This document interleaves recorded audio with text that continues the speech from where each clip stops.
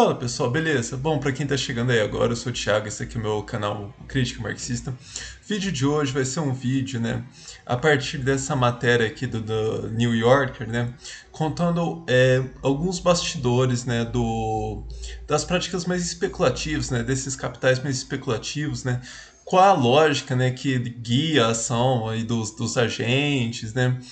Pô, essa matéria aqui ficou muito legal, eu conheci muita coisa por meio dela, né? Só que como é uma matéria, pô, é um texto em inglês, né? E é uma matéria gigantesca, é quase um livro.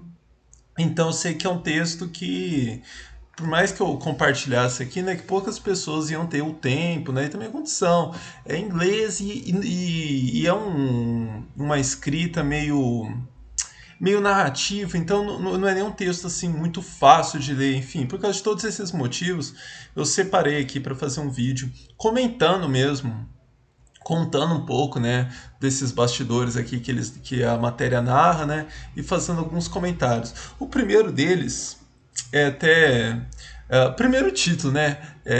A tradução literal para isso aqui seria algo do tipo, né? Como que os capitalistas de risco estão deformando o capitalismo, né? Veja, eu vou discutir isso aqui de um ponto de vista muito mais rigoroso, né?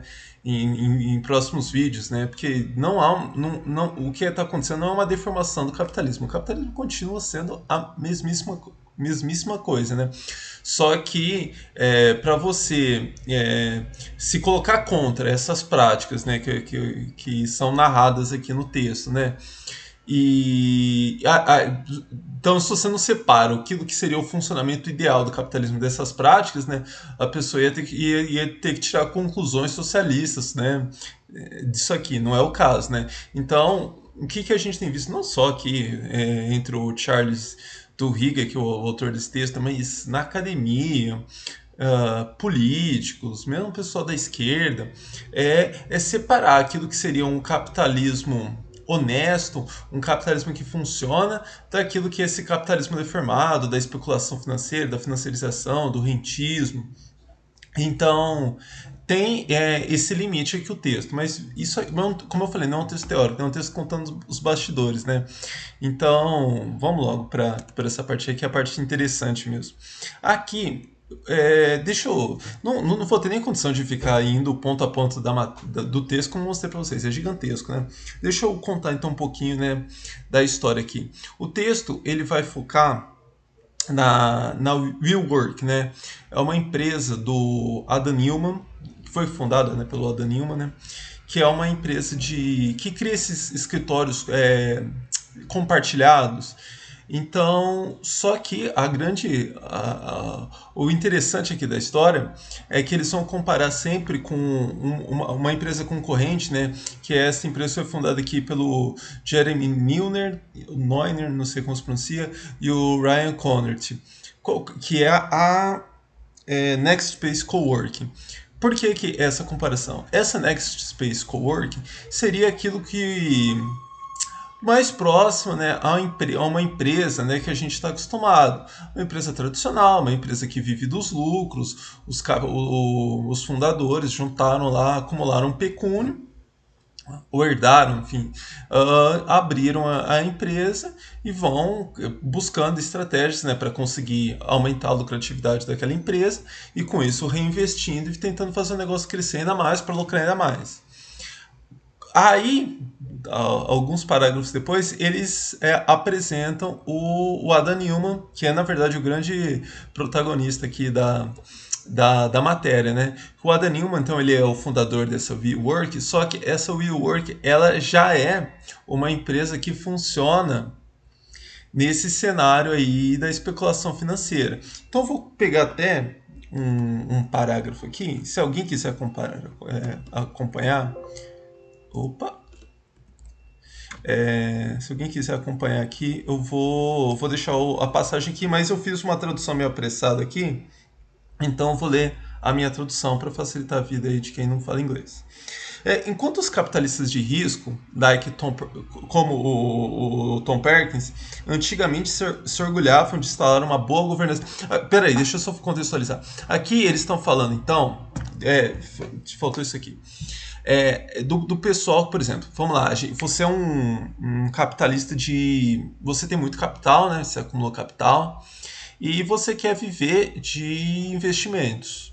Você não quer assumir posições no, nos órgãos diretivos ali da empresa. Você não quer ter que ir lá, enfim, cumprir jornada de trabalho, ficar conhecendo as minúcias da empresa.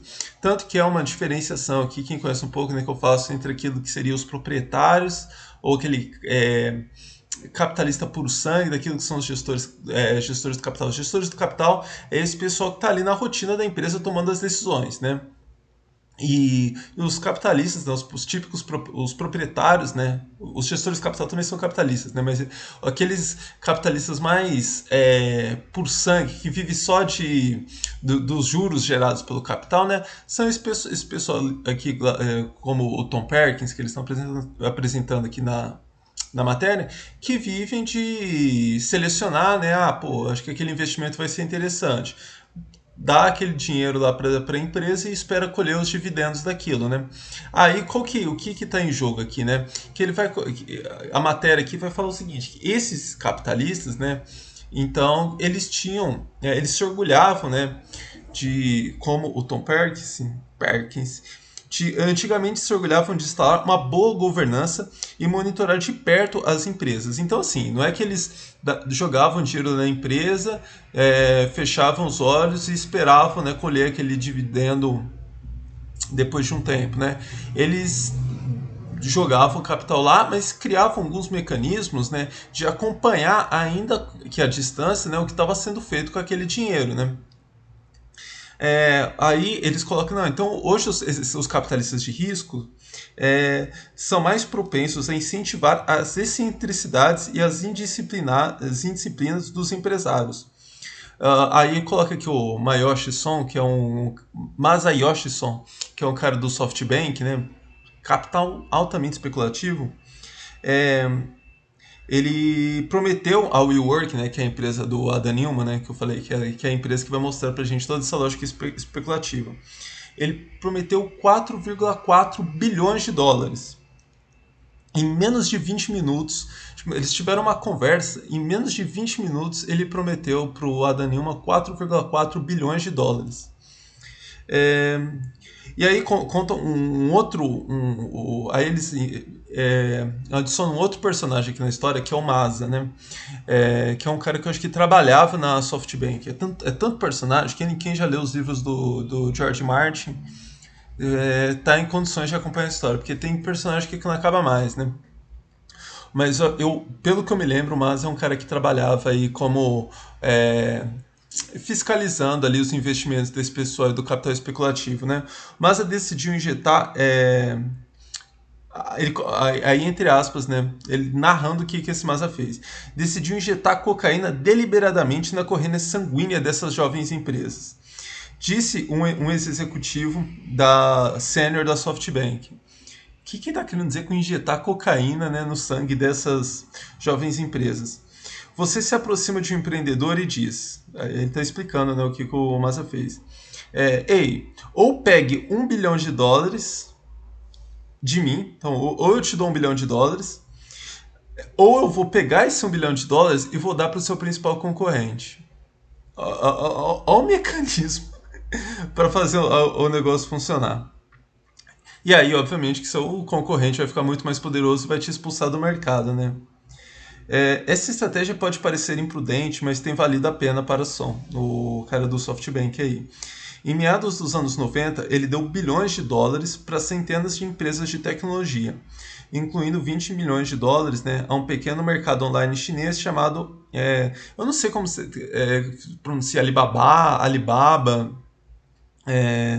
Quando a primeira bolha da internet estourou em 2001, Som perdeu quase 70 bilhões de dólares, mas o Alibaba tinha recursos suficientes para durar mais que seus concorrentes e hoje está avaliado em mais de 700 bilhões de dólares. A participação da SoftBank na empresa é de mais de 100 bilhões de dólares. Então veja, o que ele está mostrando aqui, como que tem valido a pena esse tipo de mecanismo. Mas veja que loucura a forma como que o negócio tem funcionado, né? Aqui eles contaram, vai contar antes aqui na história, que agora eu não lembro exatamente qual dos empresários era, que ia se reunir, né, com esses capitalistas, né, esse pessoal que ia fazer o investimento, né, e a pessoa tinha feito lá um planejamento, né, de quanto que ela ia pedir para esses talvez seja o próprio Adam Newman, eu não lembro. Tinha feito ali um planejamento de quanto que ia pedir de dinheiro, né, para esses caras investirem. Tinha feito ali um plano, né, para onde que o dinheiro, o que ia fazer e tal. E aí os caras chegaram e falaram, não, era, sei lá, 500 milhões de dólares. Não estou disposto a investir 500 milhões de dólares, não. Ou você pega 5 bilhões ou eu não vou investir. E aí, na hora ali, o cara tinha que falar, meu Deus, o que eu vou fazer com todo esse dinheiro? Porque o grande objetivo aqui é justamente criar essas empresas globais muito mais poderosas que os concorrentes e engolir os concorrentes. E aí, o que o Adam Neumann vai fazer com todo. Como que ele vai começar a operar, né? Quando ele injetar todo esse dinheiro aí na WeWork? Ele vai abrir escritórios, né?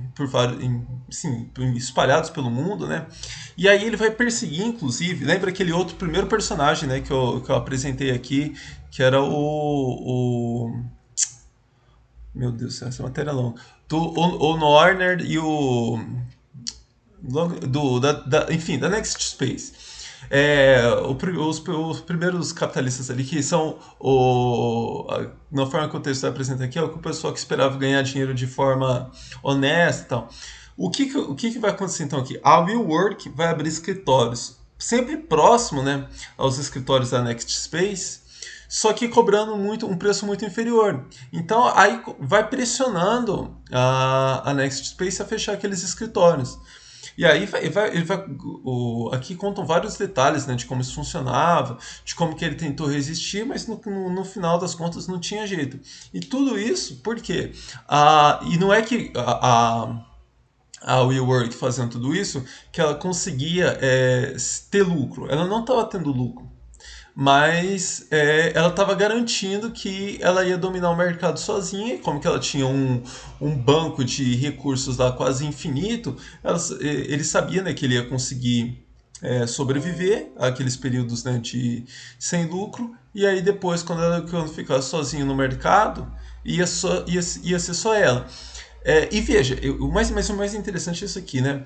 A ideia aqui não é nem o seguinte, não, você vai ficar sozinha no mercado e aí você vai ser muito lucrativa. A ideia é você vai ficar sozinho no mercado, você vai atrair muitos investidores. Então, vira um grande esquema de pirâmide financeira. Ali no final do texto, né? Vamos ver se eu consigo encontrar aqui. Aliás, é um texto imanipulável aqui. Mas ele vai contar a história, né, de quando que a WeWork vai abrir o capital, né? Porque durante muito tempo ela já acumulou assim, muito capital sem ter que ir para a bolsa de valores, sem ter que e é público mesmo. Só com esse pessoal aí, os capitalistas de risco, né, como tá chamando aqui o texto, né, tipo o Masayoshi Son lá do SoftBank, só com esse pessoal, né, nos bastidores colocando dinheiro na WeWork, né. Mas aí vai contar então, pô, quando você vai a público, né, quando você vai abrir capital, né, tem uma série de requisitos, né?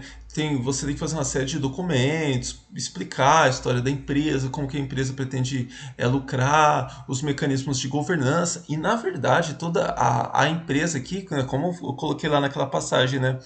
O Adam Neumann era um cara completamente excêntrico, com ideias completamente estapafúrdias, só que todas elas muito megalomaníacas, né? Então, para os investidores, para o pessoal lá do SoftBank, estava funcionando. Ele estava gerando alguns problemas, né, com esse mecanismo ali, meio de pensar que era Luís XIV, enfim. Eu não cito Luís XIV, não, que eu que estou fazendo essa analogia aqui. Jesus Cristo, falando de Jesus Cristo aqui no texto, né? Então, mas ali o pessoal tentava administrar tal de uma forma que continuasse sendo, né, um investimento promissor. Quando você tem que ir a público, né, aí tem que apresentar mecanismos de governança mais coerentes, tem uma série de mecanismos. E aí é o momento em que é, primeiro, é muito interessante também. Vai contando, né, como que tem todas aquelas empresas de consultoria que são contratadas, né, para ajudar nesse processo de abrir capital, né? Então, para dar uns toques do como que teria que fazer esse documento, do que teria que mudar, tal, e avaliar a empresa, né? Porque aí você tem que colocar, não, o valor estipulado, né, para as ações, sei lá, 5 bilhões de dólares. Aí outra empresa vai lá, não, não, a empresa vale 4 bilhões e meio. Mas o mais engraçado é que todas essas pessoas tinham condições de olhar para a empresa e falar, gente, isso aqui é uma bagunça, isso aqui não vale todo esse dinheiro, né? Não, todos eles entraram por vários mecanismos, né, que o texto vai contando, né? Eles entram nessa roda, eles são sugados, né, pela, por esses investimentos promissores, né, são colocados para dentro dessas pirâmides financeiras que eles não chegam e batem o pé e falam, ó, oh, isso aqui não vale todo esse dinheiro. Então, chegou no momento de ir a público, aí estava quase tudo pronto, e já tá um momento assim, é caótico, olha. As histórias. Quem tiver condição, entra aqui só para ver as histórias de como que eles gastavam esse dinheiro, com festas, coisas assim, meio Calígula, enfim, coisa de louco. E aí chega nesse último momento, e aí de fato eles precisam tirar o Adam Newman, porque, enfim, pessoas que estavam de fora, né, de todo esse circuito, deram a real, ele falando, ó, não vai dar certo. Finalmente alguém ali falou, isso aqui vai ser um grande fracasso, né? Eles já tinham alguns indicativos de que a história ia fracassar, e basicamente eles tiram a Dan Newman, não há nenhuma grande revolução, mas enfim, da mesma forma que todo o sucesso da empresa ficou concentrado, né? Todo para concentrar, atrair os investidores para concentrar todo aquele capital nas excentricidades do Adam Newman, né? Depois, na hora que o negócio ia degringolar, também jogaram tudo o problema, né? A personificação do Adam Newman. Ele não ficou pobre de jeito nenhum, continuou muito rico aí, mas estão brigando ali. Ainda o texto termina aqui, ele ainda está brigando ali porque o dinheiro que ele meio que foi expulso, né? Expulso assim, ó, a gente te paga aqui pra você ir gastar de seu dinheiro em outro lugar. Mas ainda tá tendo briga ali. Mas aí a história é bem essa mesmo. O Adam Newman ali, ele era figura tanto pro bem e depois, quando foi pro mal, tirou o Adam Newman, colocou outro. A empresa continuou funcionando da mesma forma, essa lógica especulativa e tal, mas aí pôde ir a público.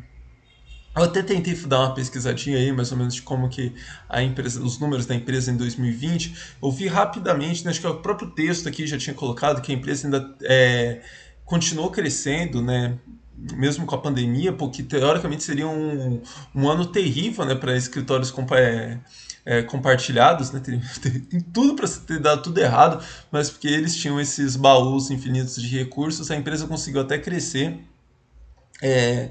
É, tem alguns escritórios aqui no Brasil também.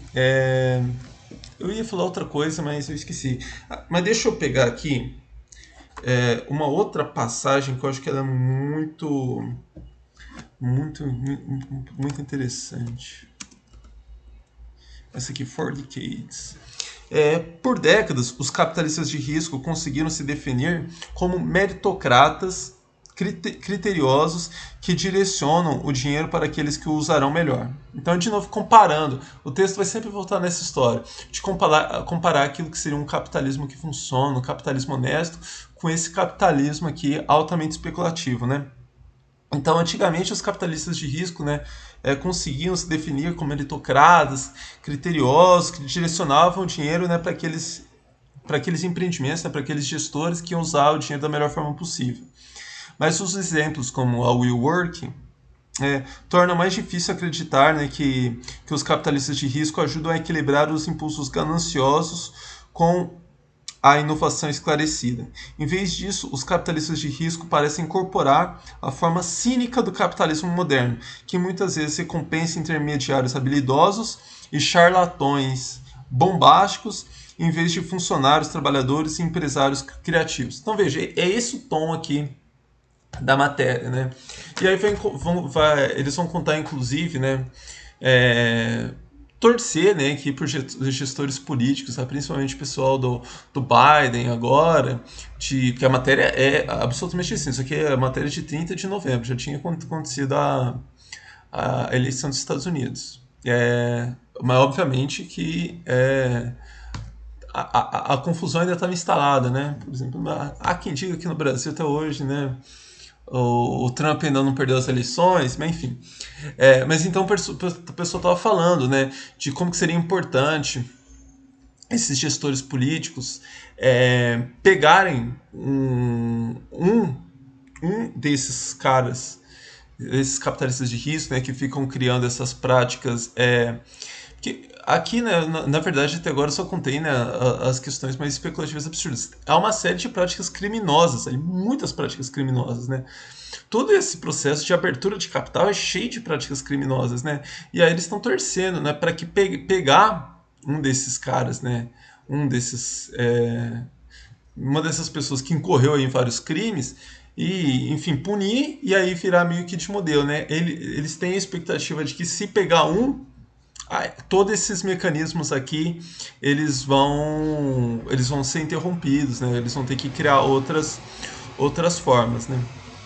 Acho uma grande ingenuidade, né?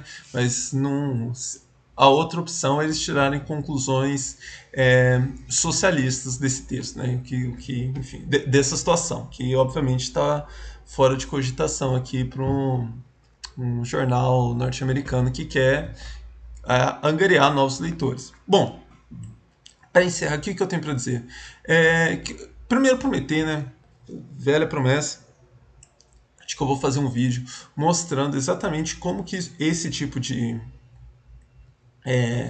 esses mecanismos, né, esse tipo de situação, né, se encaixa, se insere, né, com aquela lógica capitalista. Porque isso aqui, eu pego... a pessoa começou a ler o Capital hoje, vê o Marx falando em mercadoria, começa vendo aquele circuito lá, fala, gente, isso aqui não tem mais nada a ver. Capitalismo do século XXI não tem mais nada a ver com aquele capitalismo que o Marx tinha identificado lá atrás, né, é outra lógica.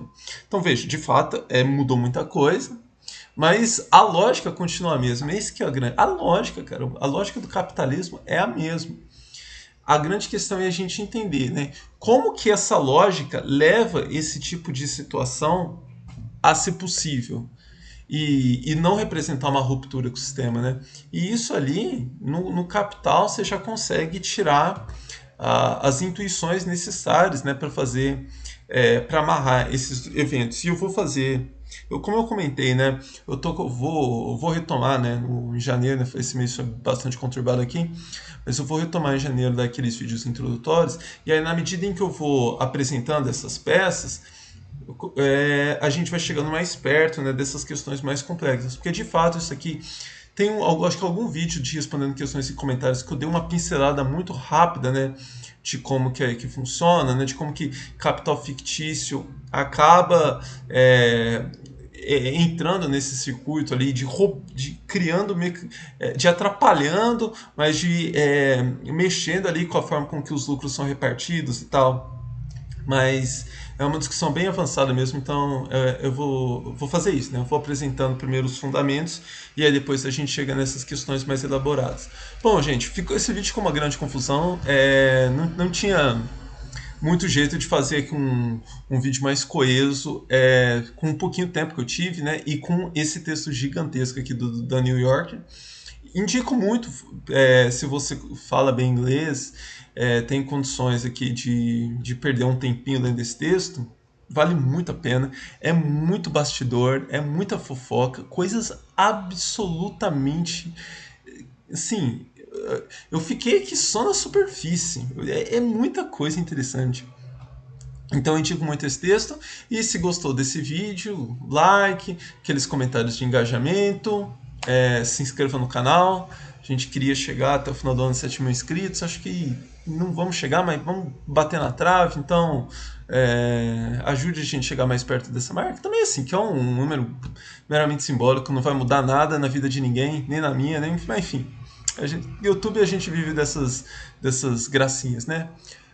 Então é isso, gente. Um abraço e até a próxima.